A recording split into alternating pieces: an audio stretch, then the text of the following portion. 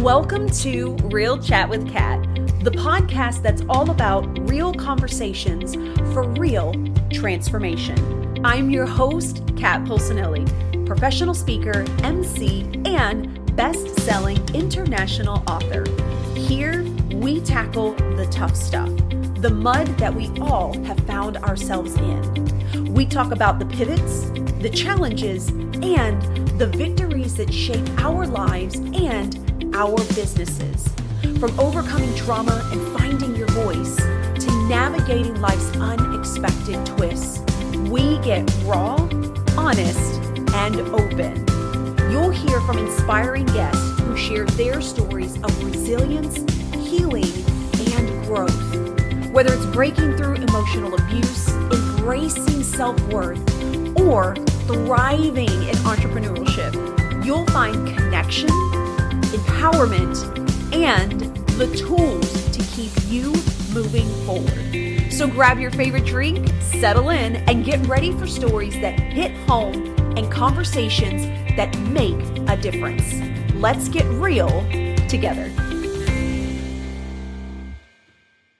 Hello, everyone, and thank you so much for joining me today on this episode of Real Chat with Kat. I am so excited to have you here with me today, and I have such an amazing guest. Oh my gosh, Katie and I had way too much fun, and we have already been blabbering before we even got started because her hair is amazing. So in case you're listening to this instead of watching, you got to check out her hair color. I freaking love it. Anyway, Katie, thank you so much for joining me today on the podcast. My pleasure. Wouldn't want to be anywhere else. I've been looking forward to this conversation, but I look forward to all my conversations with you. Oh, yay, I love it. Okay, I'm so excited. So, okay, we're gonna try to stay on target because I feel like last time we talked about so many things. So let's start with who you are and what it is that you do. So fill us in, Katie. Okay, I am Katie Nelson, and I make business owners think about the money coming into their business. I'm a business coach. I own a company called Sales UpRising. I'm a serial entrepreneur. I'm a over 2 decades wife, I guess how you'd say that. I'm a favorite aunt, absolutely a favorite cousin, not a favorite daughter. And, I've got a couple of other fun pieces of me as well. What else you need to I know? love that. I think I'm the favorite aunt too. I love, just kidding. I'm I totally was the like, favorite am aunt. I totally the favorite aunt? Oh gosh. Okay. So let's give everybody then a little bit of a backstory. What got you into the entrepreneurial space? How did you become a serial entrepreneur? Which I love, by the way, because not all of us are meant to do just one thing. So just a heads up, everyone. If you feel like that, it's okay. It's normal. So give us a little bit of a background. Where did you come from? What even got you into this space?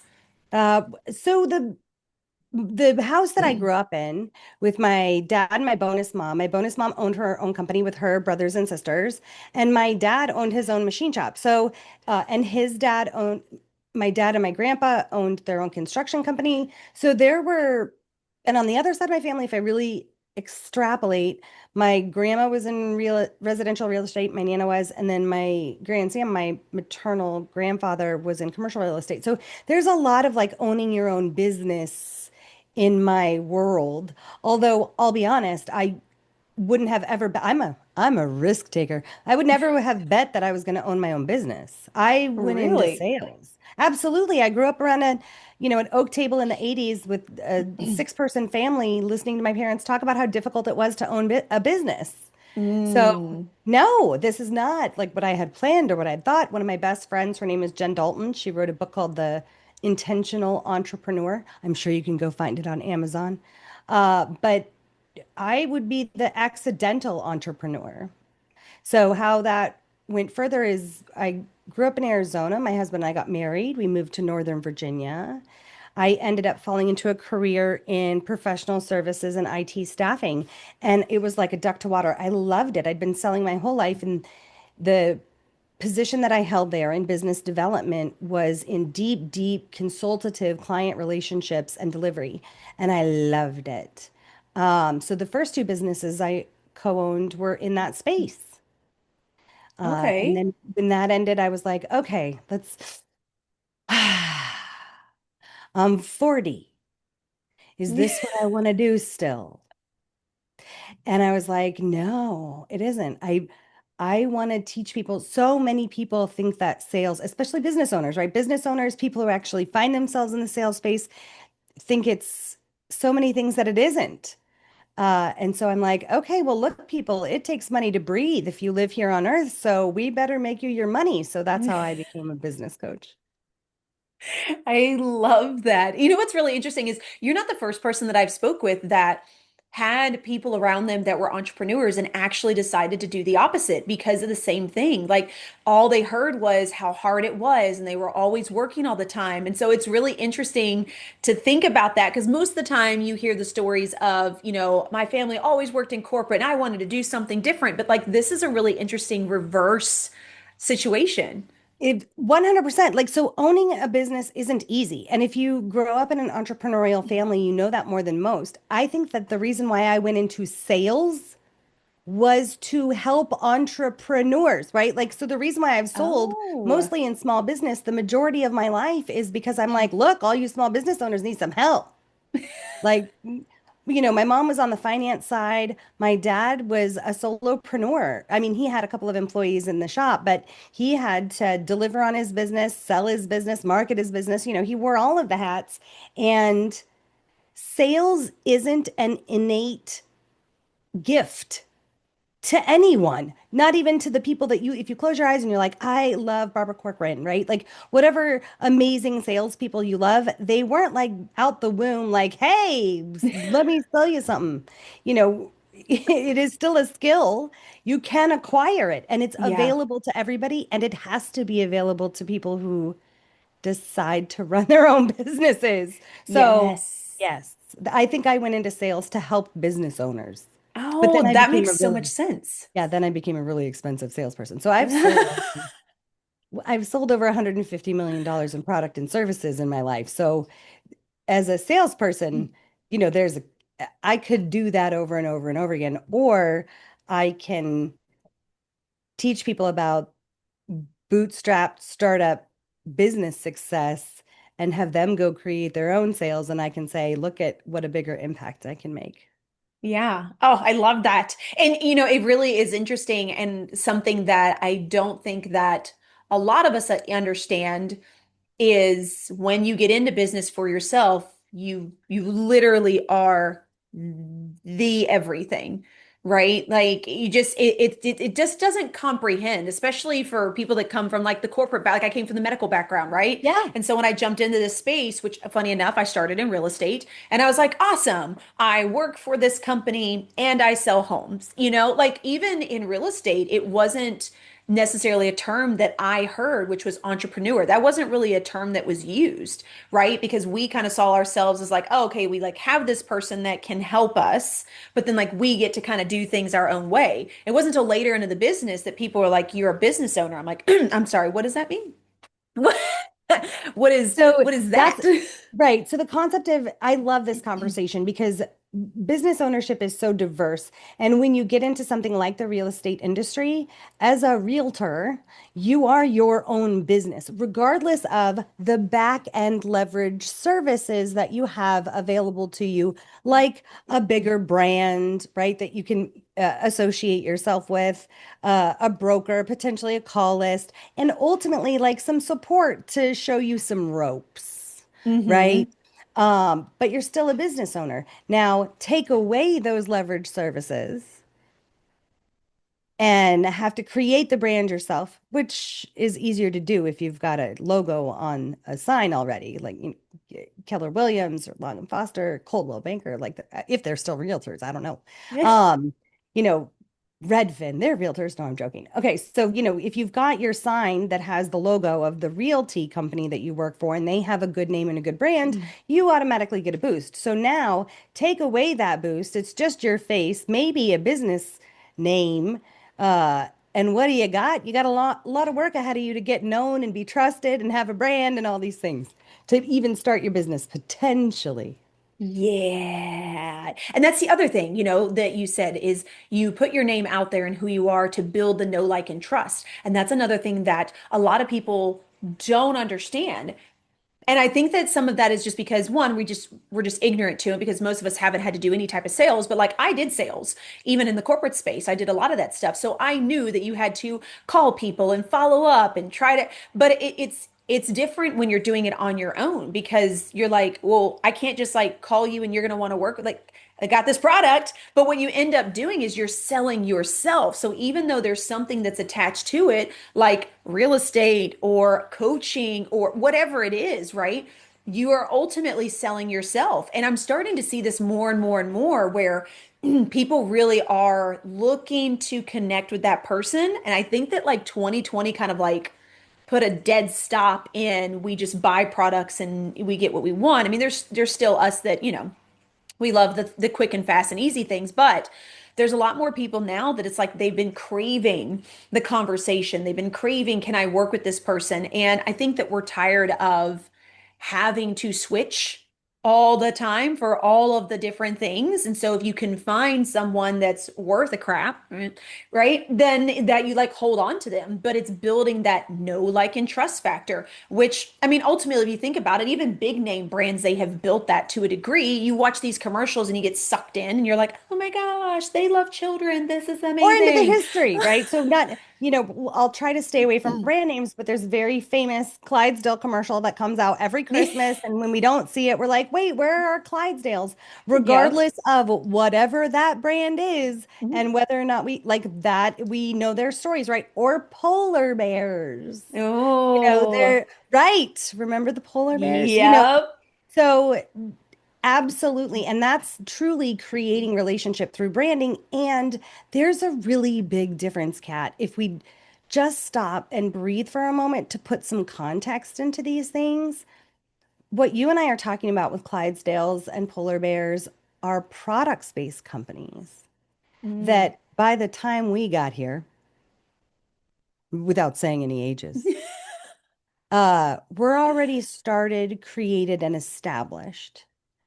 Yeah. So when it's because there are life cycles and there's context to what your brand is in your business. I work with my target market are solopreneurs looking to sell, like looking to generate their first quarter of a million, their first 250K in product in sales, top line revenue.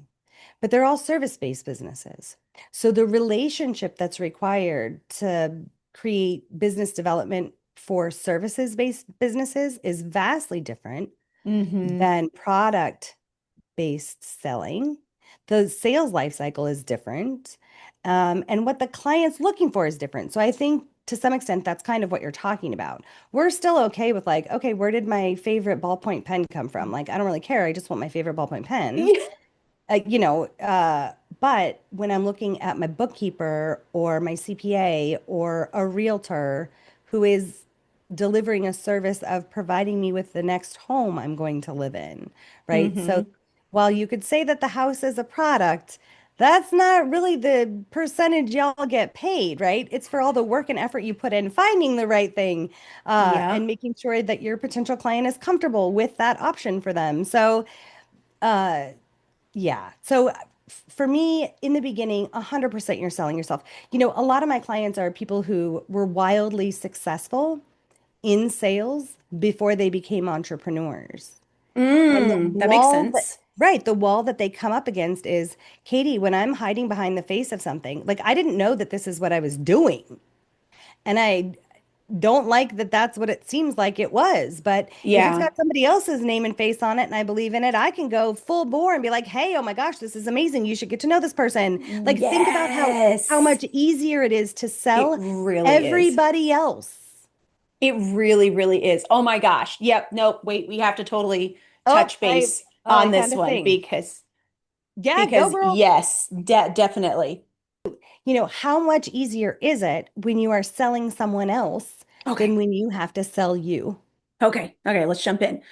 Okay. Oh my gosh. Yes. So I fell into this trap for the longest time because I did work for companies and did sales. And I was like, I can do this. This is no problem. As long as I believe in the product, Number right? one, always number one.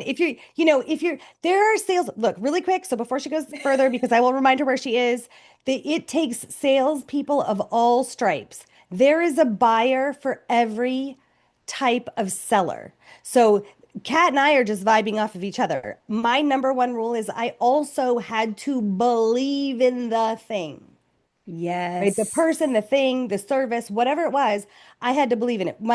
A real quick story. When I was 15 and a half was my first sales job. I was, my company was located halfway between my high school and my house. And 15 and a half was the legal age you could have a job in Arizona. And I wanted to make some money. So as long as I kept Makes my grades sense. up and I did all of my extracurricular activities, I was allowed to have a job. And I worked for a call center with a bunch of full-time call center, fully formed humans. They have lives and kids, and I'm 15 and a half, whatever. And so they tried to get Wow. me to sell an insurance program for a credit card. Now, I can read a script. I was in drama. I can add humanity to a script. I have no idea what insurance is or why you would need it for a credit card. I'm 15 and a half. And that's what I told them.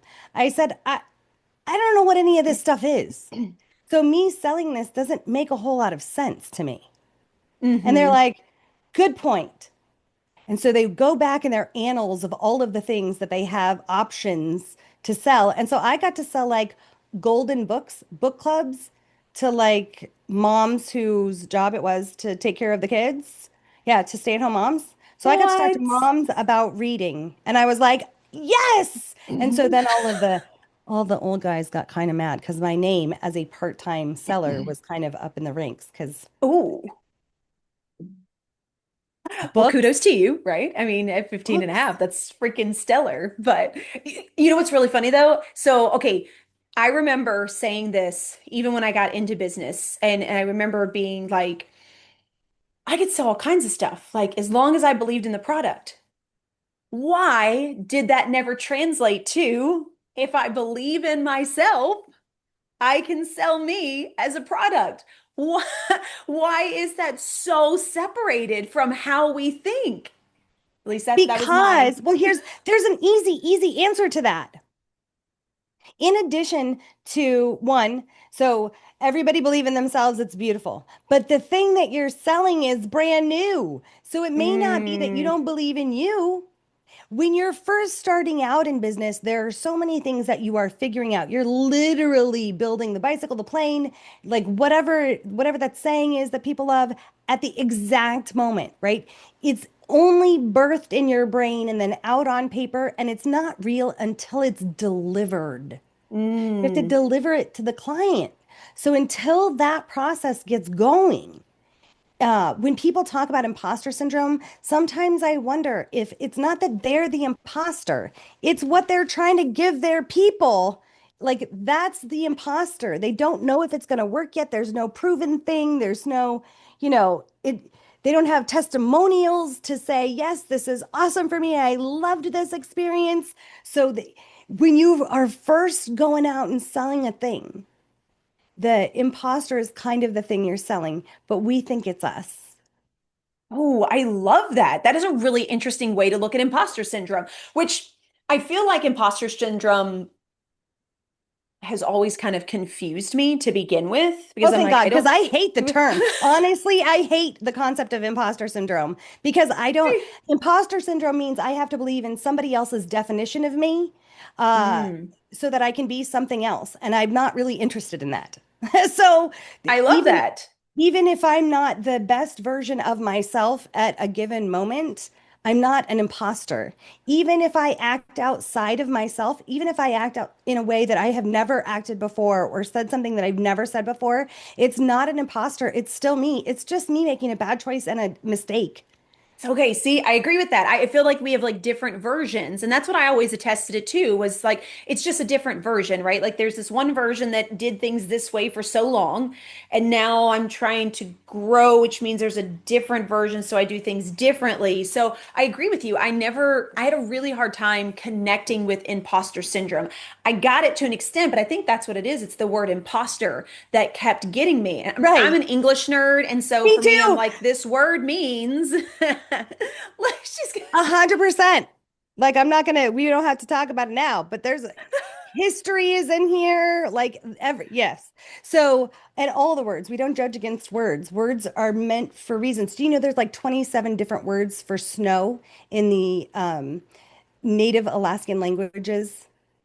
Because think about how Really? much types of snow they get.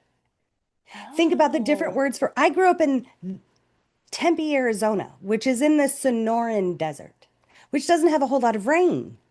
But I was born in Northern Virginia, where there's tons of rain. There's drizzle, there's mist, there's fog, there's a downpour. In that's true. Arizona, there's like no misty rain. You wouldn't call rain misty. So, perspective also comes into play. So, the only other thing I would say about imposter syndrome is to your point about how when you're a business owner, especially when you're first starting out and you're bootstrapped. So you're not a tech startup, you don't have funding. Those aren't the businesses Mm-hmm. we're talking about necessarily. We're talking about every single one of us and our neighbors who is interested in making our own money under our own steam, right? With the help of the quote unquote money tree in the backyard. Mwahaha. Mm-hmm. So uh, I may feel like an imposter because I've never done the books before, Mm, right? I may feel like an imposter because I've never had to create a PowerPoint. So when we're talking about all of the different pieces of owning a business, especially when you get started, the administrative pieces, the operational pieces of owning a business, even mm-hmm. going to your SEC and getting your tax ID number with the IRS. All of it makes you, because it is new, it makes you feel like maybe you're not a business owner. Makes Or we could sense. decide that's just a rite of passage. I'm actually doing it. Look at me. I have a tax ID number. I filled out the paperwork online and I paid the $10 or whatever it is. And now I have a tax ID number. If we just focused on the taking the next step in front of us, we're doing the do, like you're doing it. So there's no Mm-hmm. imposterness. I think we all think that we have to be the experts, or by me saying I'm a business owner, I'm saying I'm an expert at a thing. Please let me be clear. I am not.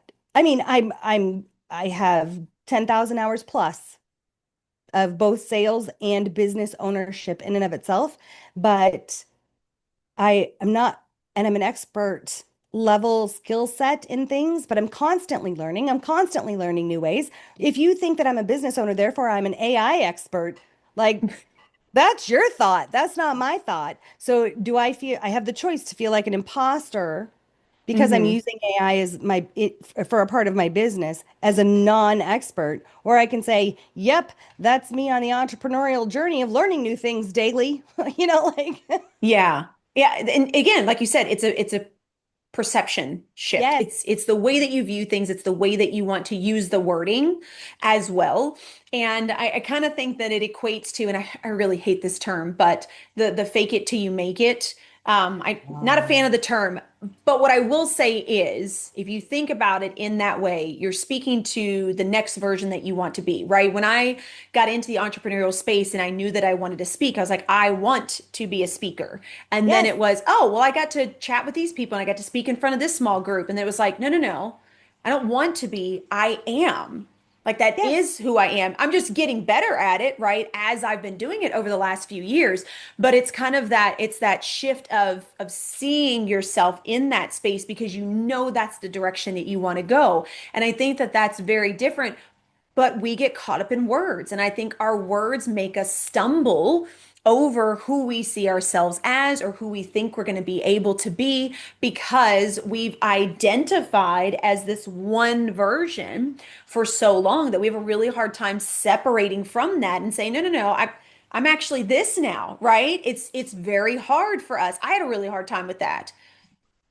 So I find it so fascinating. So two of my businesses were in professional services and staffing, and there's huge conversations. You can find lots of research around men applying for jobs and women applying for jobs. So if we take it back to our careers, how, right? How men Yep. will see a job description and be like, 100% I can do all those things. Now, if you go look at their past, they may or may not have had any experience in doing that, but they look at it, it's where they want to be. So they have already crafted the story about how this is their job and they can do this. Yep. Whereas a woman sees that potentially and goes, okay, so this is where I need to get the experience for me to be qualified for this job, It is so right? crazy. It's so So, crazy. or it's literally just a difference in how neurology is, depending on your DNA makeup, your hormonal makeup, like just it just is a difference in thinking. Yeah. So I think the bigger conversation is how anyone talks to themselves and can educate themselves on how imposter, like when you say you have imposter syndrome or anybody, my first question is, oh, who are you trying to be? Yes. I think that's a You know, great question for people to ask themselves. right. And as soon as they do, they're going to have some cognitive dissonance that may help them work through the action. Oh, no, I'm exactly who I'm a business owner. I have the most amazing clients. I've been doing this for a year. I've got a couple people working with me. Like, no, no, no, it's not who I'm trying to be. And what they come to is I say that because of what I'm not in their own head. Mm. And as soon as they realize that, it's like, oh, like you come, smack dab up against this like wall in your brain that's like, I'm not an imposter. I'm Katie Nelson. I'm a sales catalyst. I'm all love, no bullshit. Like this is who I am. Like Yep. I'm not saying I don't even know who else I would say I am, right? Like I have like a blank. I don't know. I'm not some Yeah. like celebrity influencer. I'm not trying to be that. I'm trying to be this person for the people who need this in this moment that can hear me. That's it. It's not real difficult. Yep. And that's the other thing too is, and I think this kind of rolls into sales and this rolls into the entrepreneurial space. And honestly, just as a human, we have to remember that we are not here to be for everyone, right? That's friends, that's family, that's I wondered where you were going to take that. That's hilarious. I actually just posted on my personal social media. I think it says something like, you don't have to be everyone's cup of tea. You know, go ahead and be a bomb, set some shit on fire. Like, I literally just posted something like that. Our purpose on earth isn't for everyone, if that's your Mhm. point. Yeah, it's So, not. And that's the same thing when you come to the entrepreneurial business. space and sales and business, or to be honest, I hate to say you got tell it you guys, in personal life, because in personal life, if you struggle to be that for everyone, you are being that imposter and you're not being true to yourself. So it's really interesting for me when I think of the things that we talk about and we're learning and we teach when we're in the business area. And I'm like, dude, you can apply this to everyday life as well. Absolutely. So when we're talking, there was a lovely young lady, her name was Luana, and I had given a 2 minute like pitch in front of her room. This was early on, maybe this was like 7 years ago, early on in my business. And I was like, hey, you guys, this looks like a great room. My name's Katie Nelson. And if you are looking to fall in love with sales for your business, just come talk to me because that's what you need to do to make money. And I can help you with that. And I think she ran across the room with her credit card. Right. And she was like, we have to work together. And I was like, oh, honey, put that away. I don't know you. I don't know what you do. So put that away. Why don't we have a conversation? And ultimately, we had this wonderful tea and we went on to work together. But her thing was, Katie, I don't want to be pushy. Now, Mm, um, or salesy. Another way to say pushy is salesy. Salesy yep. actually isn't a word, you guys. So I don't like it at all. It's not a word. It's not in the dictionary. So basically, it's a vibe, which means that marketing created it because marketing creates all of the vibes. So when you don't want to be pushy, you don't want to push your agenda on someone else. Hmm. I I dare you to tell me someone who is pushy that has ever said that sentence. Yeah. And then when you think about people who do say that, you think to yourself, girl, you can't even push your garbage can out of your driveway. Like you are the least pushy human ever. You're the ultimate in sweetness. You just ask amazing questions. You want to hear all the people's stories. How would you ever in your existence Give me an example of when you've been pushy. So for anybody who's listening who actually has ever had this dialogue, I challenge you, when were you pushy? And if the answer to me is, well, Katie, every time I try to sell something, I'm gonna say, then go get a job. Like I know no other way to say that. And Mm-hmm. that's with all of the love I can possibly muster. If it is not a feeling that you want to get used to about asking people to do business with you, I mean, I don't care if you think it's pushy or not. It's not. That's actually just a business function. Yeah. Go And ask, go ask your local chamber of commerce if they're going to be upset if you ask for their business. Like, does anybody here not want me to ask? Like, it's your job. That's your job as a business owner is to actually ask for that. It's nobody's job to hop in your pocket. yeah. Yeah, I love this. And what's really funny is when you were saying this, what immediately came to my brain was a couple of years ago when I decided to work with a coach and I was doing a lot of inner work and stuff like that. And I was one of those people that was like, go, go, go 24/7. And she was like, you have got to build some space. And I was like, why? And the one thing that she asked me was, well, why do you think that you don't need to take a lunch break or you don't deserve to have 10 minutes to breathe? And I was like, well, I don't want to be lazy. And she was like, okay, are you a lazy person? And I was like, well, no. And she's like, have you ever been a lazy person? I was like, well, no. And she's like, okay, so then how would you be a lazy person? And I was like, okay, that actually makes sense. And it kind of makes me mad because, Right, because how did I not see this before? So, right, so as soon yeah, as someone asks you the questions, boom, you hit that wall of like complete cognitive dissonance of no, never been lazy in my life. Love yep. moving, actually love moving, love movement, love purposeful movement. You know, I don't know why I ever thought I'd be lazy. I don't know why lunch makes me lazy. Yeah.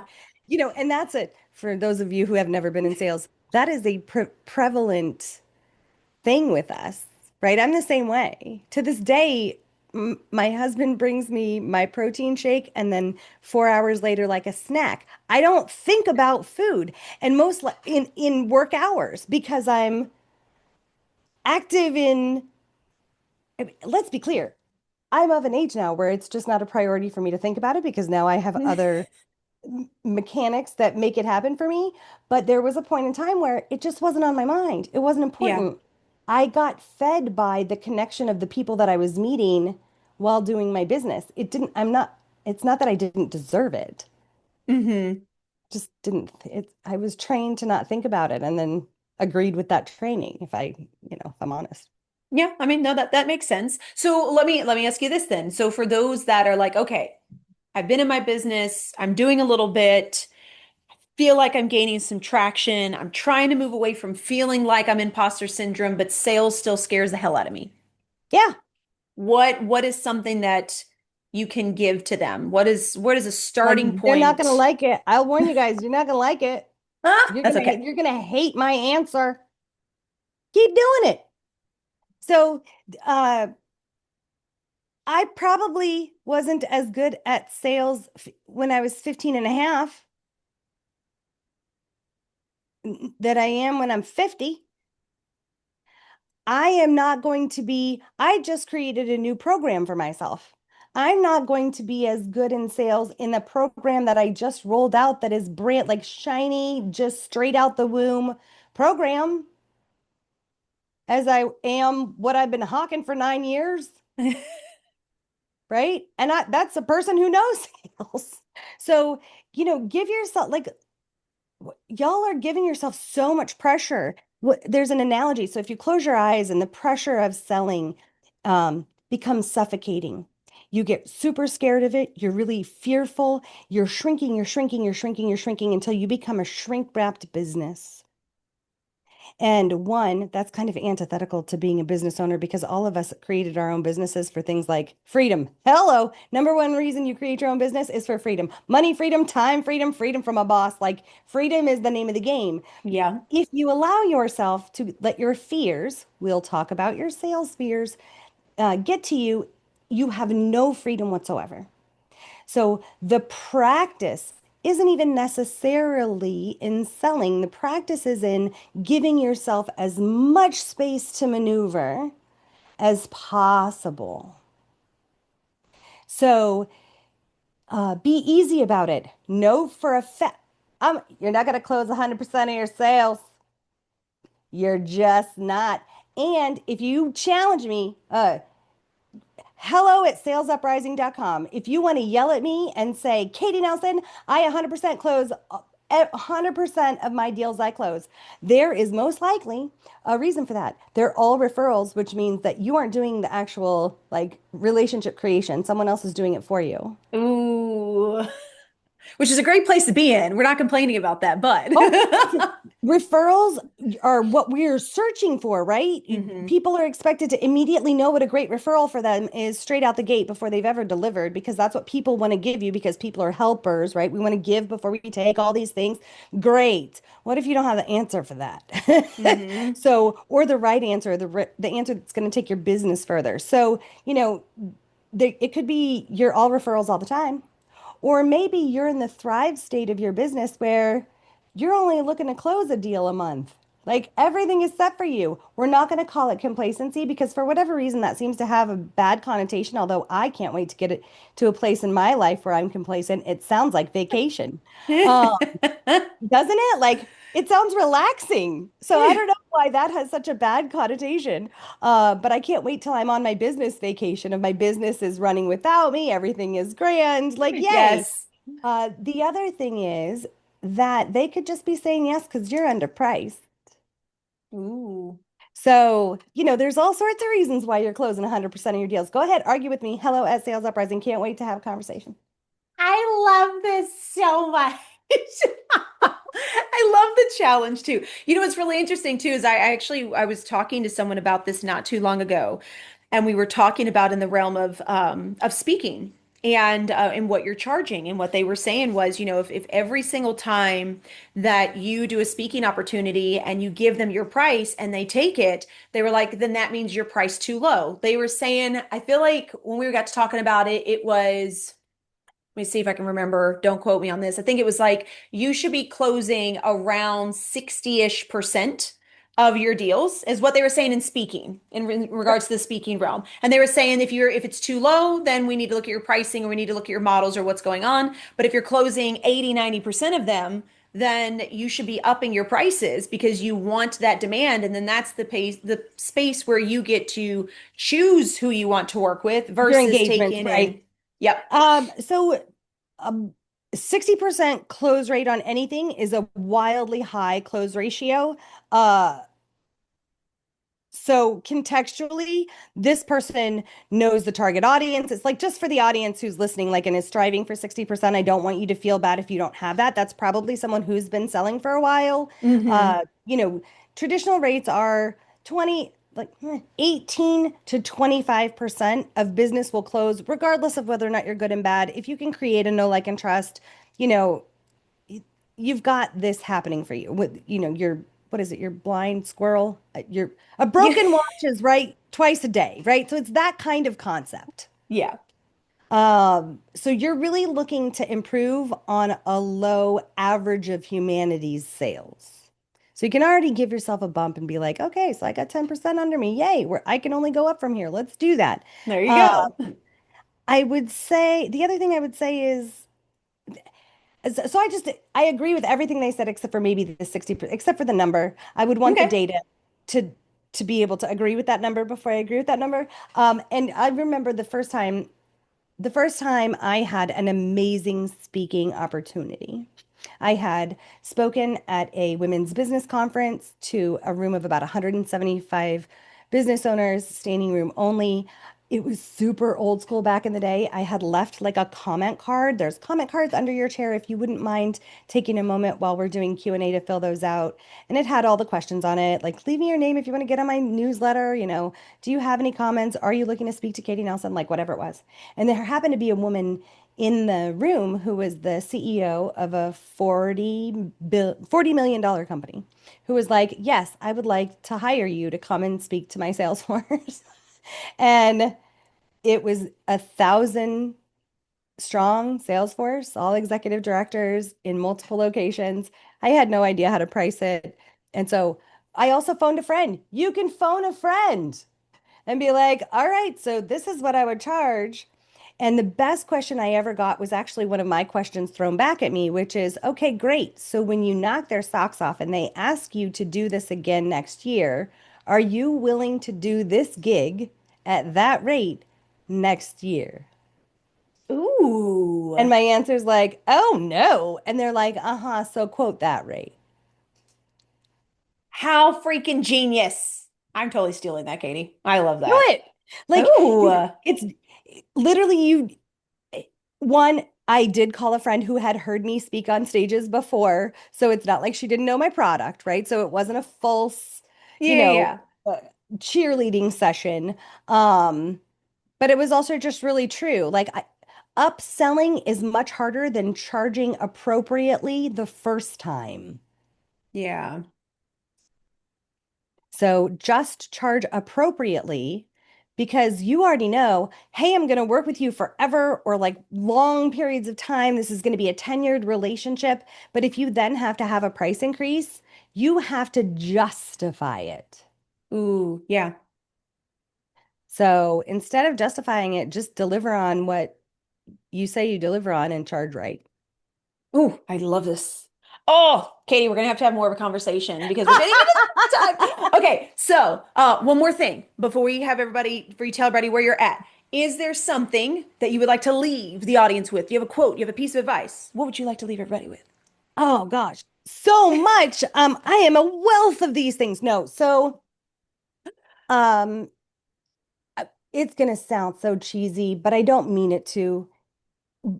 In the act of creating this space for yourself, like one of the reason why you as a solopreneur have a competitive edge over businesses that have been around for 20 years is your nimbleness, like your ability to bob and weave. The fact that you don't have a 26-page contract that you have to sell. There are reasons why small business ownership works. So if you can settle in to your like quick-footedness in business and give yourself grace in the moments that you feel like an imposter, like Katie, I don't know how to do my books. I suck at being a business owner. If you can just say, I may not know that today, but every time I enter something, I learn something new, you will be so much more set up for success for your next day than you. And I want you to practice this, you guys. It's a practice, it's a intentional way of being to provide yourself the most space to be successful. The more pressure you put on yourself, you're putting yourself in a box that you can't get out of. So I think I think, is that enough, you guys? You'll let us Oh know. my Ask gosh, Kat. Rob, that Be was like, good. That was good. Oh no, I love it. Oh, Katie, I freaking love you. Okay, so tell everybody then, how can they find you? How can they connect with you? How can they be in your world? come on down. No, to the price is right. My name is Katie Nelson. I own a company called Sales Uprising. I'm known as the Sales Catalyst. You can find me on every platform outside of X and Blue Sky at Sales Uprising. There's only one of me. LinkedIn, Facebook, Instagram at Sales Uprising, YouTube at Sales Uprising. You guys really want to laugh? Go take a look at my old tidbits. It's a series that I did called Feed the Fire, because cash flow is the oxygen for your business, and fire gets fed by oxygen. See how I did that, you guys? So there's these really easy, edible tidbits, actionable items in like a minute and a half. Uh, Ooh. so go scoop those up, eat them up, yum. Uh, you can email me at hello@salesuprising. Introduce yourself. Tell me you heard Kat, um, and we'll have a conversation. Yes. I love it. We'll make sure we have all that information in the show notes, especially the YouTube channel too, so everybody can get over there to get those little tidbits. That's always wonderful. Select it up. All right, Katie, thank you so much for being a part of the podcast today and sharing all of your wisdom. And oh, yes, no, I can't thank you enough for that one. So, I can't wait for you to like after a week. I'm gonna send you email. I'm gonna be like, all right, what really stuck with you? Ah, I love it. Okay, sounds good. To everybody else that's out there, I know that you were taking notes, and if you weren't, go back and listen to this again. Start over. Go ahead, take those notes, get that in your brain. Go ahead and make sure you're implementing some of these pieces. Oh gosh, and just know that no matter what it is that you are doing in business or in your life, you are constantly selling yourself all the time. The question is, are you selling the version of yourself that you want, or are you pushing back to sell a version that you think everybody's going to like, right? That is going to get you in all kinds of different opportunities or areas that you don't want to be into. So I strongly suggest that you pay attention to the questions that Katie has asked you throughout this. I think they're amazing. They're super simple. And I think we need to get back to realizing who we want to be first and how we want to put that out there before we try to remember or pay attention to how other people are judging us. So, okay, until next time, do one thing positive for someone each and every day and see the difference that it makes in your life. Catch you later. Thank you so much for tuning in to Real Chat with Kat today, where real stories meet real solutions. If you love today's episode, don't forget to subscribe, leave us a review on Apple, and share this with someone who may also need to hear this as well. Let's also keep the conversation going. Follow me on socials at The Lotus Effect, connect with our incredible guests, and remember, you are never alone. Your story matters, and you have the ability and the power to rewrite it.